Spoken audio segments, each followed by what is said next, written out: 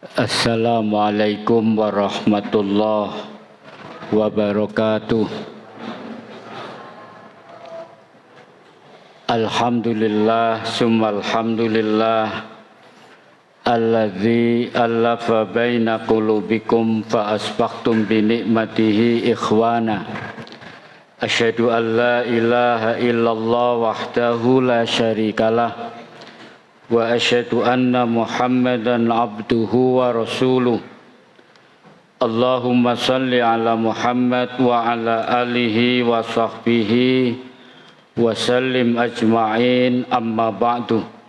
Subhanaka la ilma lana illa ma 'allamtana innaka antal alimul hakim.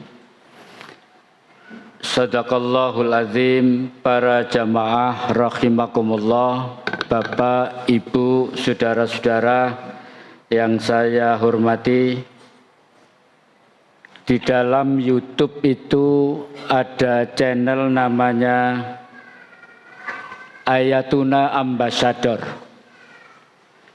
Channel ini para jamaah sekalian banyak bercerita tentang orang-orang yang mu'alaf, orang-orang yang masuk Islam dan sebab-sebab dia masuk Islam.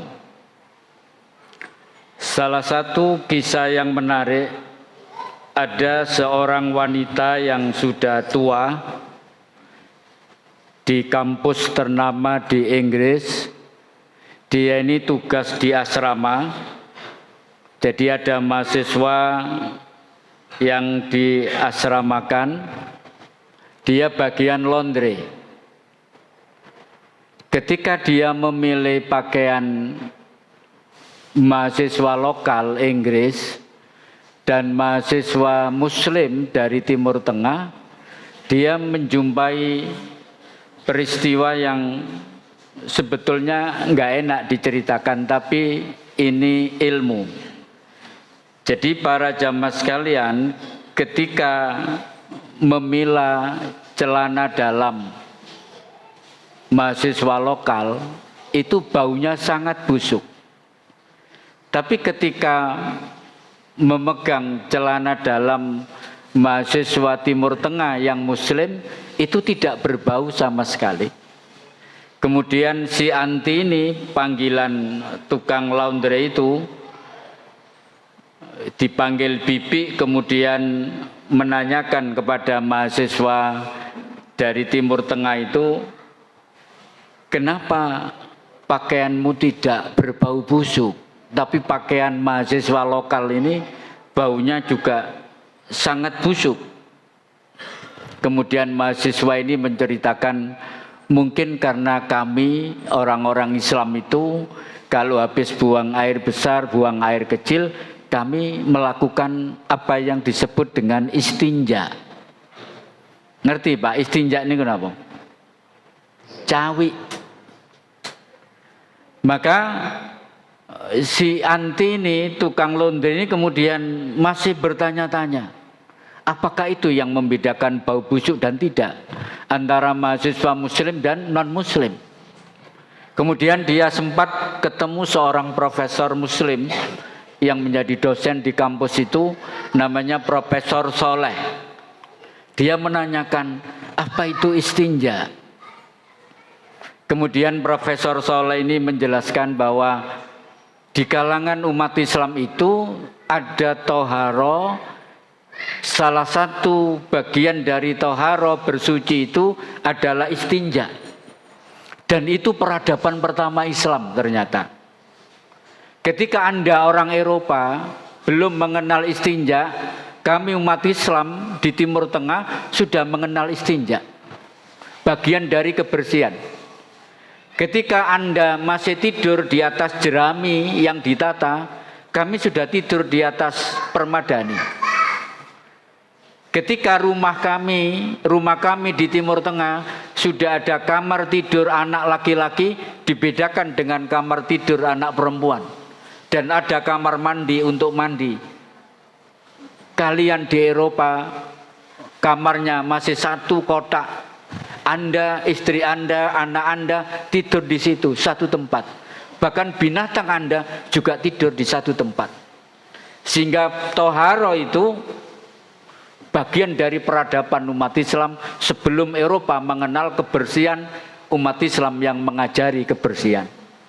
Maka ada tokoh Eropa yang jujur kemudian mengatakan, kami ini berutang budi sama orang-orang Islam.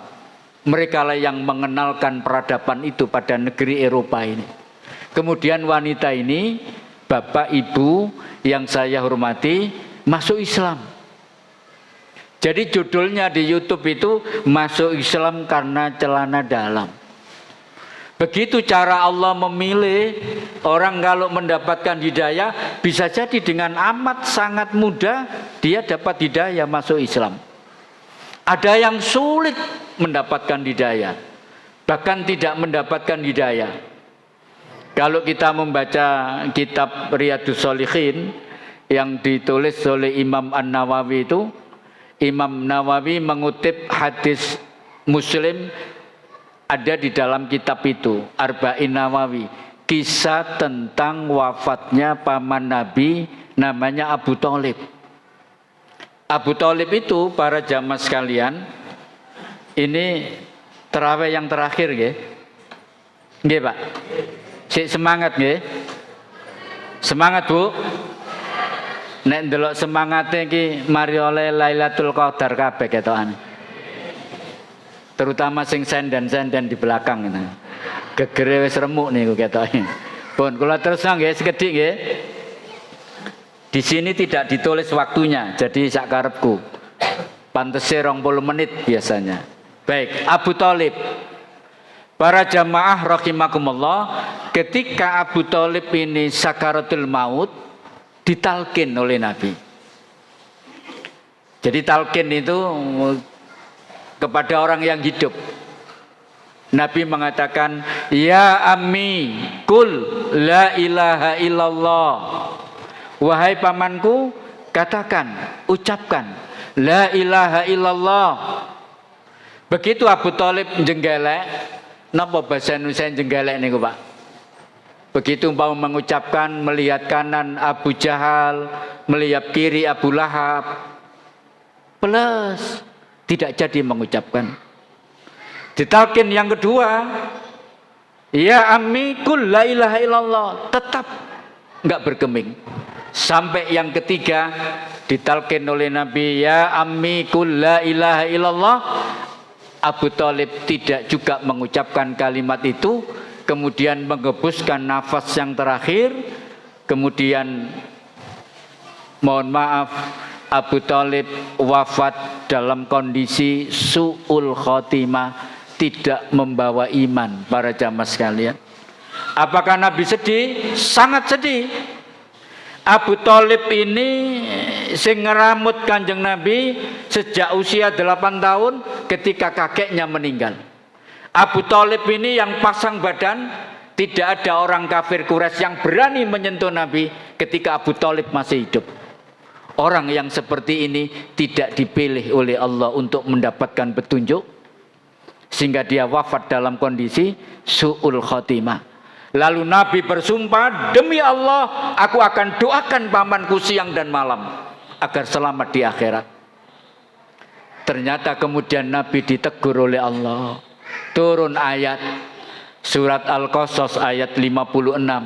Allah berfirman, innaka la tahdi man akhbabta walakinnallaha yahdi man yasha. Artinya, Muhammad, kamu tidak mampu atau tidak bisa memberikan petunjuk sekalipun kepada orang yang kau cintai. Khitabnya kepada Abu Thalib. Tetapi Allah memberi petunjuk kepada orang yang dikehendaki. Jadi mahal para jamaah sekalian. Orang yang ditunggui Nabi tidak mendapatkan hidayah. Tapi orang yang ditunggui Fir'aun, orang yang paling zalim, satu digit di bawah setan itu Fir'aun. Kedurhakannya kepada Allah top di bawah setan, satu digit saja. Tapi istrinya mendapatkan petunjuk, seorang muslimah dan nanti akan masuk surga. Fir'aun tidak masuk surga, tapi masuk neraka. Itu Allah memilih orang ini mendapatkan petunjuk. Termasuk malam ini para jamaah sekalian rahimakumullah, panjenengan yang duduk dengan sabar di masjid ini adalah orang-orang yang dipilih oleh Allah untuk mendapatkan hidayah iman. Kira-kira kalau seperti itu, iman itu mahal apa murah? Iman itu dahsyat apa tidak? Sampai tahu Pak berapa harga iman kita? Berapa Pak harganya? Saya tunjukkan Pak sebagai penutup. Allah berfirman, Bismillahirrahmanirrahim, dalam surat Al-Maidah ayat 36. Saya gak pate apal, makanya tak woco, cegak keliru. Bismillahirrahmanirrahim. Innalladzina kafaru, sesungguhnya orang-orang kafir, lau anna lahum ma fil ardi jami'ah, seandainya mereka orang kafir itu mempunyai harta seberat bumi. Harta seberat bumi itu milik satu orang, milik orang kafir. Seandainya ada yang bisa begitu. Wa mislahu ma'ahu, kemudian mempunyai semisal itu, yaitu harta seberat bumi yang kedua. Jadi kalau ada sekiranya orang kafir mempunyai harta seberat bumi satu, ditambah lagi seberat bumi yang kedua, seandainya ada orang kafir yang punya itu, liyaftadu bihi min azabi yaumil qiyamah, untuk menebus orang kafir ini dari azab pada hari kiamat, ma tuqbila minhum, maka tebusan itu tidak cukup, walahum azabun alim, dan bagi mereka azab yang pedih. Ini maknanya begini, orang kafir itu kan diazab di akhirat. Kalau dia punya harta seberat bumi, ditambah lagi seperti itu untuk menebus supaya tidak diazab di akhirat, enggak cukup. Tapi orang-orang beriman tidak diazab. Berarti sampean punya harta seberat bumi, wa mislahu ma'ahu. Kalau kita punya iman, itu harga iman kita yang pertama. Bukan main itu Pak. Makanya bangga jadi orang beriman, confident, hebat orang beriman itu. Walaupun gak tapek duit-duit, gak gablek, tetap hebat. Tapi yo gak enak gak duit belas. Yang kedua para jamaah sekalian, ini lebih dahsyat lagi. Harga iman kita disebut dalam surat Ali Imran ayat 91. Innalladzina kafaru, sesungguhnya orang-orang kafir, wa matu, kemudian mati, wahum kuffarun, dan mati kondisinya tetap kafir. Si kafir tetap mati. Falayyub balamin ahadihim mil'ul arzi zahaban, seandainya mereka menebus dengan emas seberat bumi. Jadi orang kafir yang mati tadi, seandainya mereka menebus dengan emas seberat bumi, walawif tadahbi, maka tebusan itu tidak cukup. Ulaika lahum azabun alim, mereka itu mendapatkan azab yang sangat pedih. Jadi harga iman kita itu yang kedua lebih mahal daripada emas seberat bumi. Berapa ton itu Pak kira-kira? Iman kita lebih mahal. Bagaimana Allah menunjukkan harga iman itu seperti itu, kemudian kita tidak bangga menjadi orang beriman. Cuman para jamaah sekalian, jangan sampai iman yang saya gambarkan dengan Al-Quran, Al-Qasas 36 dengan Ali Imran 91 tadi, kemudian iman kita ini lepas. Maka perlu diikat. Cara mengikat iman itu ada dua. Yang pertama, sering hadir di majelis taklim supaya mendapatkan siraman untuk memantapkan iman kita. Yang kedua, berdoa. Ini doa yang tidak pernah lepas dibaca oleh Nabi. Selesai sholat, Nabi pasti doa ini. Saya sebut doa pengikat iman.